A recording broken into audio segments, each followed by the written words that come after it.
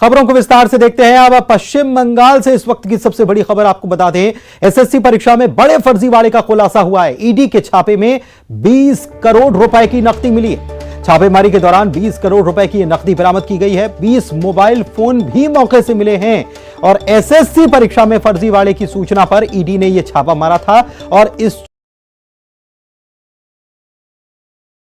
नजर आ रही है 20 करोड़ रुपए की नकदी और 20 मोबाइल फोन भी यहां से मिले हैं। ईडी ने छापे की कार्रवाई की है और इस नकदी को जब्त कर लिया गया है। तो पश्चिम बंगाल से इस वक्त की बड़ी खबर आपको बता रहे हैं। सूचना मिली थी जिस पर ईडी ने कार्रवाई की है। एसएससी परीक्षा में फर्जीवाड़े की सूचना थी, जिसके बाद ईडी और 20 करोड़ रुपए की नकदी यहां से मिली है और साथ ही 20 मोबाइल फोन भी यहां बरामद किए गए। तो पश्चिम बंगाल से इस वक्त की सबसे बड़ी खबर आपको बता रहे हैं।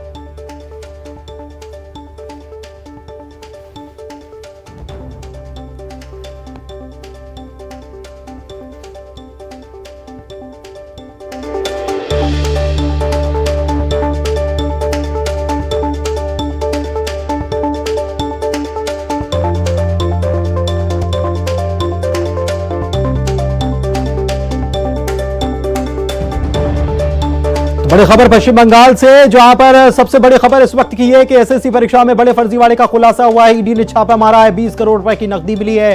20 करोड़ की नकदी के साथ 20 मोबाइल फोन भी मिले हैं। एसएससी परीक्षा में फर्जीवाड़े की सूचना पर ईडी ने छापे की यह बड़ी कार्रवाई को अंजाम दिया है।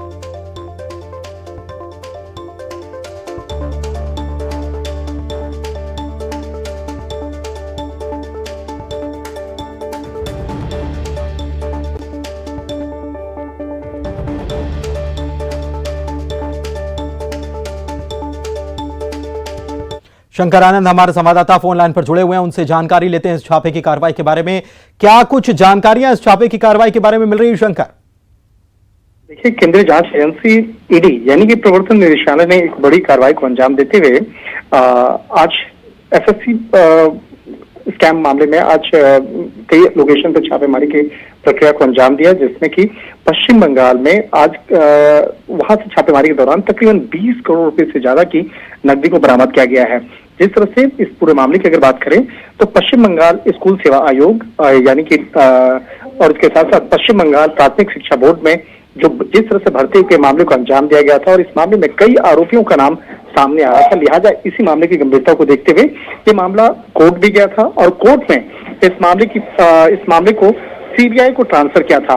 लेकिन सीबीआई के द्वारा जिस तरह से एफआईआर को रजिस्टर किया गया, तो उसके बाद उसी एफआईआर को आधार बनाते हुए बाद में ईडी की टीम ने मनी लॉन्ड्रिंग एक्ट के तहत उस मामले को दर्ज किया और इस मामले की जब इन्वेस्टिगेशन के लिए आज सुबह में यानी कि आज शुक्रवार को सुबह में जब छापेमारी की गई तो कई लोकेशन पर छापेमारी की गई और उसी छापेमारी के दौरान में पश्चिम बंगाल के शिक्षा मंत्री जो पूर्व शिक्षा मंत्री रहे हैं उनके उससे जुड़े हुए कई जो लोग हैं उसके आवाज से तकरीबन 20 करोड़ रुपए की नकदी, इसके साथ ही 20 ऐसे मोबाइल फोन की जानकारी मिली जिसके माध्यम से उस एसएससी फर्जीवाड़े को अंजाम दिया जाता था। यानी कि एसएससी फर्जीवाड़े के माध्यम को जो अंजाम देने के लिए जिस मोबाइल फोन से बातचीत की जाती थी उस फोन को जब्त किया गया है और इस मामले में अभी भी पैसे को काउंट करने का काम अभी किया जा रहा है और अपराजिता नाम की एक आरोपी है, बाकायदा उसके आवाज से सबसे ज्यादा कैश की बरामदगी हुई है, जिसका संबंध सीधे तौर पे पश्चिम बंगाल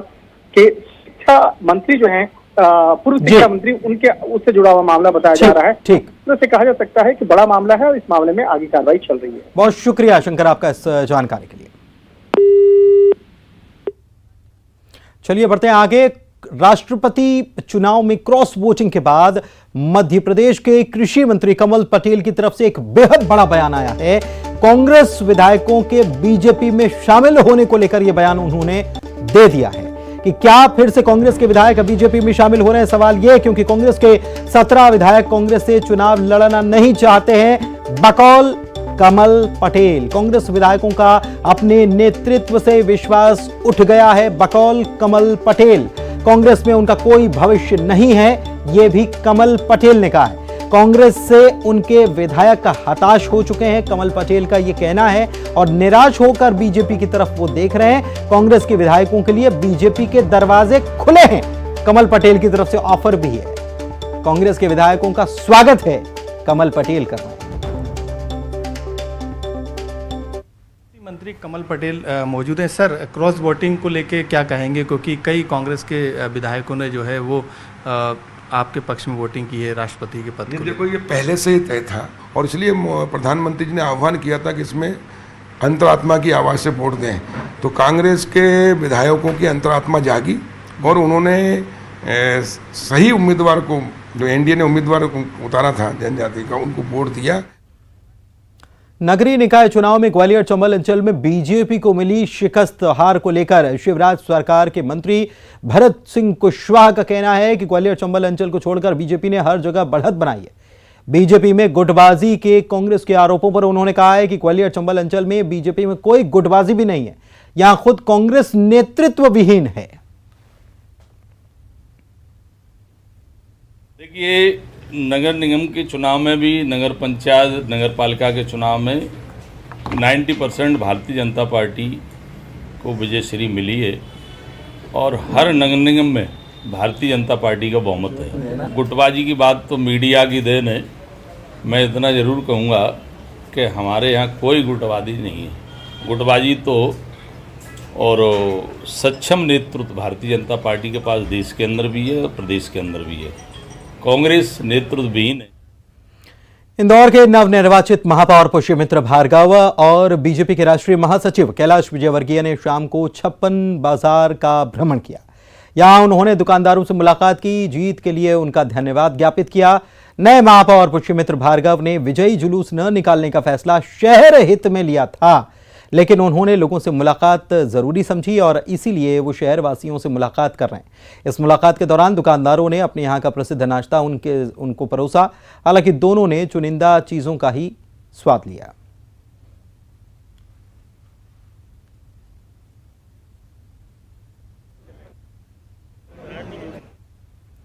मध्य प्रदेश में पेस्टिसाइड की कीमत जल्द ही तय कर दी जाएगी। न्यूज 18 से खास बातचीत करते हुए कृषि मंत्री कमल पटेल ने कहा है कि पेस्टिसाइड की कीमत मार्कफेड तय करता है। मार्कफेड के एमडी को इसके लिए निर्देश उन्होंने दिए हैं और इसके लिए जल्द ही टेंडर जारी कराए जाएंगे। पेस्टिसाइड पुराने रेट पर ही अभी मिल रहा है, इसलिए किसानों को कोई नुकसान नहीं है। अगर नए रेट आएंगे तो बढ़कर आएंगे।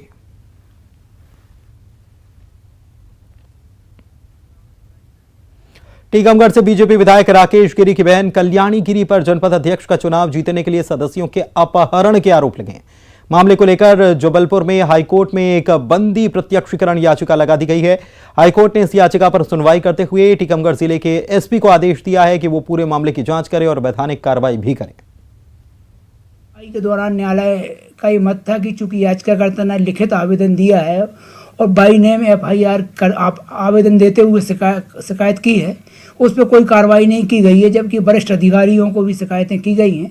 तो याचिका निराकृत करते हुए निर्देश दिया गया है कि याचिकाकर्ता के आवेदन पर पुलिस विभाग समुचित कार्रवाई करे और यदि इसके आरोप सही पाए जाते तो दोषियों के खिलाफ कठोर। बुरहानपुर जिले ने देश का मान बढ़ाया है, प्रदेश का मान बढ़ाया है, क्योंकि देश का पहला हर घर जल सर्टिफाइड जिला बुरहानपुर बन गया है। भारत सरकार ने हर घर जल सर्टिफाइड जिला इसे घोषित किया है। जिले के सभी 254 ग्राम हर घर जल प्रमाणित हो चुके हैं। सीएम शिवराज सिंह चौहान ने इसे बड़ी उपलब्धि बताया है और लिखा है कि आज पूरा मध्य प्रदेश गौरवान्वित है। प्रधानमंत्री की प्रेरणा से यह उपलब्धि हासिल हुई है। हम पीएम मोदी को धन्यवाद देते हैं। साथ ही सीएम ने यह भी लिखा है कि हर घर तक नल से जल उपलब्ध कराने के लक्ष्य की ओर मध्य प्रदेश तेजी से बढ़ रहा है। मिशन के अंतर्गत अब तक 51,15,000 से ज्यादा ग्रामीण परिवारों को नल से जल उपलब्ध कराया जा रहा है।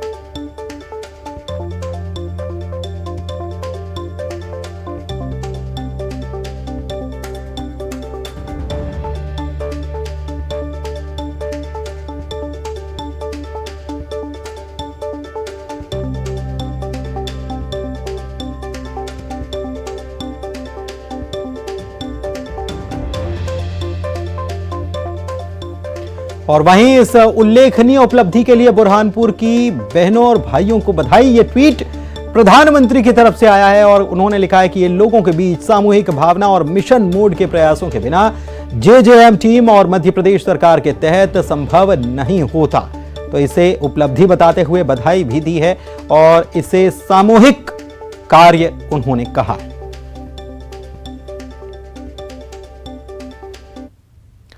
और चलिए बात करेंगे ग्वालियर की, जहां से दिल दहला देने वाली खबर सामने आई। यहां के महाराजपुरा गांव के एक हंसते खेलते परिवार में मौत ने दस्तक दे दी।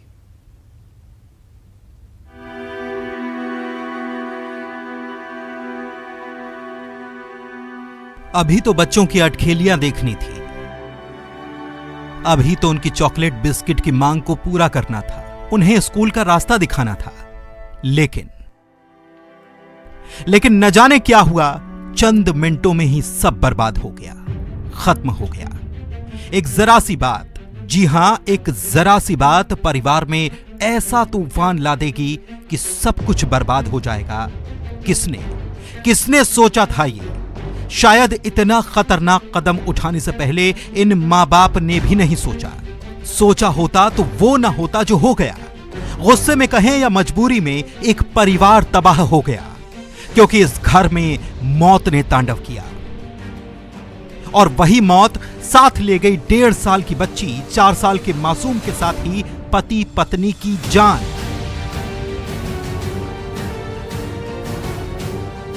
फंदे पर झूलकर मुश्किलों से हार मान लेने वाले जितेंद्र वाल्मीकि के हाथ आखिर अपने जिगर के टुकड़े को फांसी पर लटकाते वक्त क्यों नहीं कांपे? बताते हैं, जितेंद्र पास ही एक स्कूल में काम करता था। 8 दिन पहले ही अपने परिवार को इस किराए के कमरे में लाया था, इस सपने के साथ कि जीवन खुशियों से भरा होगा। लेकिन 8 दिन बाद ही इस घर को मौत की नजर लग गई। वहाँ पे एक व्यक्ति हैंगिंग की स्थिति में, और उसका एक बच्चा जो 4 साल का है वो भी हैंगिंग पोजीशन में डेड बॉडी मिली है, और महिला और उसके साथ एक 1.5 साल का बच्चा ज़मीन पे लेटी हुई अवस्था में, मृत अवस्था में मिले हैं। वहाँ पर फॉरेंसिक टीम ने भी विज़िट किया है। प्रथम दृष्टया ये जो है बच्चों को मारने के बाद और खुद सुसाइड करने का मामला प्रतीत हो रहा है। इसके पीछे क्या कारण है, क्या पृष्ठभूमि है, इन्वेस्टिगेशन में पता लगेगा। और अभी यहाँ सिर्फ 7-8 दिन पहले आया था, तो इसलिए पड़ोसियों को भी उसके बारे में विशेष जानकारी नहीं है। फिलहाल पुलिस तफ्तीश में जुटी है, वजह खोज रही है 4 मौतों की। वजह तो पता चल भी जाएगी, लेकिन ये जिंदगियां वापस नहीं आएंगी और अपने पीछे कई सवाल छोड़ जाएंगी। सुशील कौशिक, न्यूज़ 18, ग्वालियर। दुर्ग से खबर आपको बता रहे हैं, जहां पर जामुल नगर पालिका में एक बड़ा हादसा हुआ है। अध्यक्ष कक्ष का सीलिंग यहां भरभरा कर गिर गया और जामुल नगर पालिका अध्यक्ष ईश्वर सिंह ठाकुर बाल बचे हैं।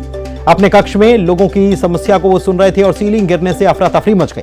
4 महीने पहले ही सीलिंग का काम हुआ था और हैरान कर देने वाला मामला यह कि 4 महीने पहले ही सीलिंग का काम हुआ और वो गिर गया। बाल बच गए, लेकिन बड़ा हादसा हो सकता था। जामुल नगर पालिका में यह हादसा हुआ। दुर्ग से खबर आपको बता रहे हैं। ग्वालियर चंबल अंचल के सबसे बड़े अस्पताल जय आरोग्य चिकित्सालय में बड़ी लापरवाही देखी गई। यहां 2 विभागों के बीच गंभीर मरीज इलाज के लिए भटकता रहा। गंभीर बीमारी का सामना कर रहे मरीज को अस्पताल परिसर में 6 घंटे तक स्ट्रेचर पर पड़ा रहना पड़ा और जिंदगी और मौत के बीच वो झूलता रहा, जबकि उसे तत्काल इलाज की दरकार थी। मामले में कलेक्टर के हस्तक्षेप के बाद मरीज को इलाज मिल पाया। अशोकनगर जिले में राशन माफिया पर अंकुश लगाने के सारे प्रयास असफल दिख रहे हैं। अक्सर सरकारी खाद्यान्न का अवैध भंडारण और सरकारी राशन बेचे जाने की सूचना मिलती रहती है। इस क्रम में खाद्य विभाग ने छापेमारी की और गोदाम से 85 क्विंटल राशन चावल जब्त किया है। जानकारी के मुताबिक जिस गोदाम पर कार्रवाई हुई वहां पहले भी एक बार सरकारी राशन पकड़ा जा चुका है।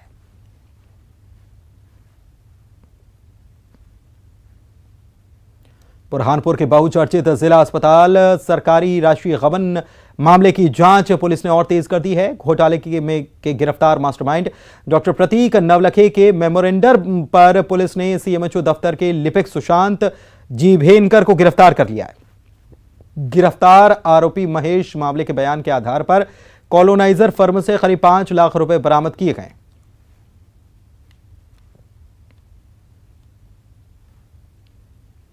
देवास के भूतेश्वर गांव में मंदिर परिसर में मवेशी चराने को लेकर दो पक्ष आपस में भिड़ गए और यह विवाद इतना बढ़ा कि लगभग 30 लोग एक दूसरे पर टूट पड़े। इसमें मंदिर के पुजारी को दूसरे पक्ष के लोगों ने पीट दिया, जिसमें पुजारी गंभीर रूप से घायल हैं। ज्यादा खून बहने से पुजारी की मौत भी हो गई। जानकारी के मुताबिक पिछले कुछ दिनों से मंदिर परिसर की जमीन को लेकर गुर्जर और पुजारी परिवारों के बीच तनाव चल रहा था। 12 से ज्यादा लोगों के खिलाफ मामला दर्ज हो चुका है।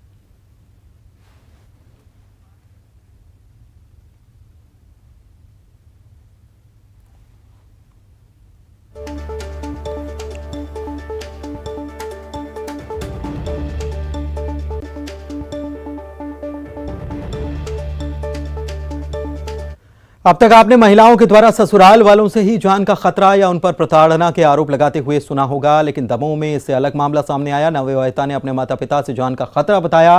गंभीर आरोप लगाते हुए महिला थाना और पुलिस अधीक्षक कार्यालय में आवेदन दिया और मांग की है कि उसे सुरक्षा प्रदान कर माता पिता पर कार्रवाई की जाए। मेरा नाम पूजा साहू है। मेरी शादी दमोह में हुई है और मेरा मायका जबलपुर का है।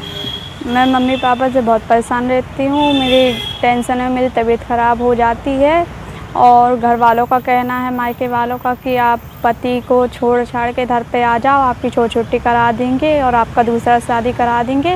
उसकी शादी को अभी 1 साल हुआ है। 2021 जुलाई में उसकी शादी हुई थी। तो उसके माता पिता जो हैं वो चाहते हैं कि अपने पति को छोड़ दो, ससुराल वालों को छोड़ दो, सारा जेवर लेके और दहेज का सामान लेके वापस आ जाओ। तो वो महिला जाना नहीं चाहती, तो उन लोगों ने धमकी भी दी है कि यदि तुम ऐसा नहीं करोगी तो तुम्हें मार डालेंगे और तुम्हारे परिवार और ससुराल वालों को फंसा दें। ग्वालियर में 17 साल की एक नाबालिग छात्रा को इंस्टाग्राम पर एक युवक से दोस्ती करना महंगा पड़ गया। महाराजपुरा इलाके में 12वीं में पढ़ने वाली छात्रा की दोस्ती करीब 6 महीने पहले विवेक नाम के लड़के से हुई। दोनों ने एक दूसरे के फोन नंबर शेयर किए और बात होने लगी, लेकिन विवेक इस नाबालिग से एक तरफा इश्क करने लगा। उसके स्कूल पहुंच गया, छात्रा के साथ चलने की जिद की। छात्रा ने इनकार किया, उसके साथ छेड़छाड़ शुरू कर दी। छात्रा की चीख पुकार करने पर टीचर्स ने उसको भगा दिया। छात्रा डर से पहले तो चुपचाप रही, लेकिन लड़के ने जब छात्रा को परेशान करना जारी रखा तब उसने पुलिस में मामला दर्ज करा दिया है। महाराजपुरा में एक युवती द्वारा शिकायत की गई है कि उसके साथ एक इंस्टाग्राम पे जो उसका फ्रेंड था उसके द्वारा बाद में उसके साथ छेड़खानी की गई और जिसके ऊपर से 354 आईपीसी में प्रकरण पंजीबद्ध किया गया है। रीवा में स्कूली छात्रों की गुंडागर्दी सामने आई, जहां 2 से 3 लड़के एक छात्र को पीट रहे हैं। पीड़ित छात्र स्कूल का ड्रेस भी पहने हुए है। इधर वीडियो के सामने आते पुलिस ने सक्रियता दिखाई और 2 छात्रों को हिरासत में ले लिया, जबकि तीसरे की तलाश जारी है।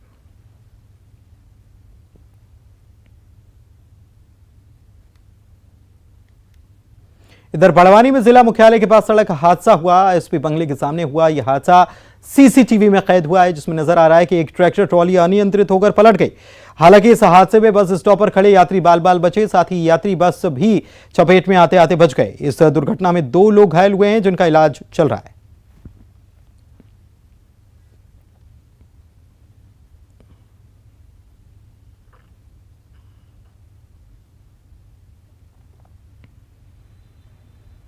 ये तो ब्रेक मारे इसने। आपने अक्सर डॉक्टर के बेटे को डॉक्टर, इंजीनियर के बेटे को इंजीनियर, नेता के बेटे को नेता बनते भी देखा होगा, लेकिन डिंडौरी विधानसभा के विधायक और पूर्व कैबिनेट मंत्री ओमकार मरकाम के सुपुत्र शिवाय मरकाम ने इस परंपरा को तोड़ा है।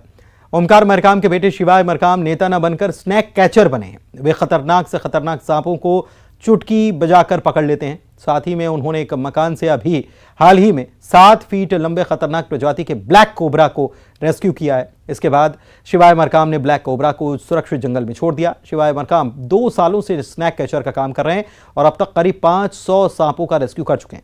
वे बताते हैं कि उन्होंने सांप पकड़ने की ट्रेनिंग भोपाल आर्मी कैंप से ली। उन्हें बचपन से ही वन्य प्राणियों के प्रति बेहद लगाव रहा है। उनके पिता ओमकार मरकाम अपने पुत्र के इस काम को पुण्य का काम बताते हैं और उन्हें सावधानी बरतने की हिदायत देते हैं। तक मेरे करियर में 500 से ज़्यादा सांपों का मैं रेस्क्यू कर चुका हूं। अभी यह साल 147 सांप कल ही पकड़ा हूं। 147 सांप अभी तक 2022 में रेस्क्यू हो चुके हैं, जिसमें कोबरा है और जो जहरीले वेनिमस स्नेक है उसमें कोबरा है, कॉमन क्रैट है, रसल वाइपर है। हमने कहा भी सावधानी बहुत जरूरी है और जिस तरह से जहरीले सर्प को पकड़ना बहुत ही कठिन कार्य होता है और हमने कहा भी कि ये बहुत कठिन कार्य है, पर उनका रुचि है, वो पकड़ते हैं, इसलिए आशीर्वाद ही देते हैं और ईश्वर से प्रार्थना करते हैं कि उन्हें। धार से बड़ी खबर आपको बता रहे हैं, जहां पर डूबने से 3 बच्चियों की मौत हो गई। गड्ढे में नहाने के दौरान यह हादसा हुआ है। तीनों की उम्र 6 से 8 साल की बताई गई। धार के खटामी गांव की यह घटना बताई जा रही है। डही थाना पुलिस पूरे मामले की जांच करने में जुटी हुई है। तो 3 बच्चियों की डूबने से मौत हो गई। नहाने के दौरान यह हादसा हुआ है। नवीन हमारे संवाददाता हमारे साथ ज्यादा जानकारी के साथ जुड़े हुए। नवीन, क्या जानकारी इसको लेकर? और बताना चाहूंगा कि ये पूरी घटना जो है आदिवासी और जंगली अंचल की है। ग्राम खटामी जो है ये धार से करीब 100-125 किलोमीटर दूर है और यहाँ पर जो है एक गड्ढे में डूबने से जो है 3 बालिकाओं की मौत हुई है, जिसमें आशा जो है वो 6 वर्ष की बताई जा रही है और फुंदी जो है उसकी उम्र 8 वर्ष है। इसके साथ ही गुंदी जो है उसकी उम्र जो है वो 6 वर्ष है। तीनों बालिकाएं जो है गड्ढे में जो है बारिश का पानी भरा हुआ था और यहाँ पर नहाने ये तीनों गई हुई थी और नहाने के दौरान ये दर्दनाक हादसा हुआ है और इसमें जो है डूबने से तीनों की मौत हो गई। घटना की सूचना मिलने के बाद में जो है ग्रामीण जो है मौके पर पहुंचे। इसके बाद में पुलिस को सूचना दी गई और पुलिस भी इसके बाद मौके पर पहुंची और तीनों बालिकाओं के शव को निकालकर कुक्षी के अस्पताल पहुंचाया गया, जहाँ पर तीनों का पीएम किया जाएगा। अभी एसडीएम कुक्षी जो है वो मौके पर है और जो है डही थाना पुलिस जो है वो भी पूरे मामले की जांच में जुटी हुई है। बहुत शुक्रिया नवीन आपका इस जानकारी के लिए। रिलायंस इंडस्ट्री के जियो प्लेटफॉर्म की सब्सिडियरी रिलायंस जियो इन्फोकॉम ने जून तिमाही के नतीजे जारी कर दिए और इस चालू वित्त वर्ष की पहली तिमाही यानी कि अप्रैल से जून के बीच जियो को 4,335 करोड़ रुपए का शुद्ध लाभ हुआ है, जबकि पिछले साल इसी तिमाही में कंपनी को 3,501 करोड़ रुपए का मुनाफा हुआ था। पिछले साल की इसी तिमाही के मुकाबले जियो के मुनाफे में 23.8% की बढ़ोतरी हुई है। इस तिमाही में कंपनी की आय 21,873 करोड़ रुपए रही है, जो पिछले वर्ष की इसी तिमाही में 17,994 करोड़ रुपए थी। इस तरह से पिछले साल की तुलना में कंपनी की तिमाही आय भी करीब 21.6% बढ़ी है। इसी तिमाही में कंपनी का कंसोलिडेटेड एबिडेटा 27.20% की वृद्धि के साथ 10,964 रुपए रहा है, जिससे कि कंपनी का एबिटेडा मार्जिन 50.1 पहुंच गया है। जियो की जून तिमाही के नतीजे इसीलिए भी अहम हैं क्योंकि इसी दौरान रिलायंस इंडस्ट्री के चेयरमैन मुकेश अंबानी ने अपने बड़े बेटे आकाश अंबानी को जियो की बागडोर सौंपी और बतौर चेयरमैन आकाश अंबानी रिलायंस जियो को देख रहे हैं।